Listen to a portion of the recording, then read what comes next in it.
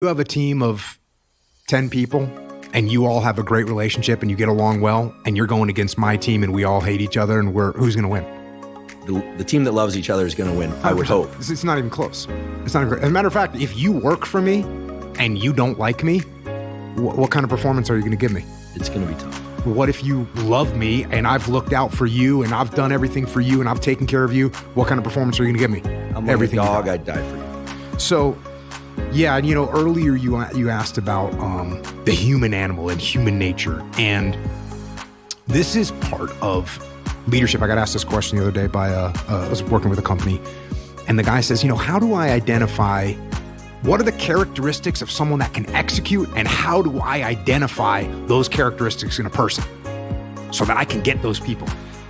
And I said, well, first of all, the characteristics are the characteristics that everybody's, obviously someone that's driven, someone that can communicate well, someone that's going to make things happen. Those are pretty simple to know. We know what they are. How do you identify them? It's pretty simple as well. I give you a task. I give Andrew a task. It's a pretty simple task.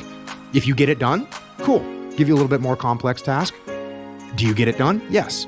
I give the same task to Fred. He doesn't get it done. He comes back with a bunch of questions. He slow rolls it. He's got all kinds of excuses and problems. I give you an even more complex task. You come back, you get it done. And then I'm going to realize, okay, Andrew's the guy that makes things happen. He's a guy that can actually execute. And it's a little bit what you said. I mean, there's certain breeds of dogs, but even that is, they're not as different as human beings are, right? Like there are some, so now there are some guys. I've got Andrew who will make things happen. Here's the problem with Andrew.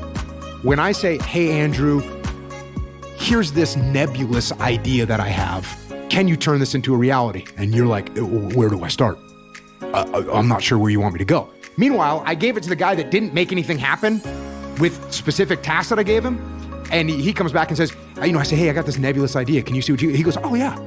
And all of a sudden he takes it and he says, hey, I figured out a way to make this happen. So you might have someone that's very good at executing, but they're not very creative. I might have somebody that's very creative, but they're not very good at executing. So what do? I build a team where I've got Andrew and Fred, and they work together.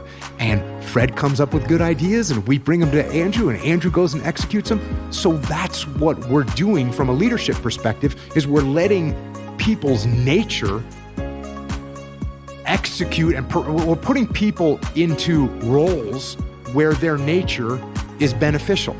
I'm not going to take someone that's shy and introverted and put him out in a lead sales role. I'm not going to take somebody that's boisterous and extroverted and put them into a cubicle where they're going to be looking at spreadsheets all day.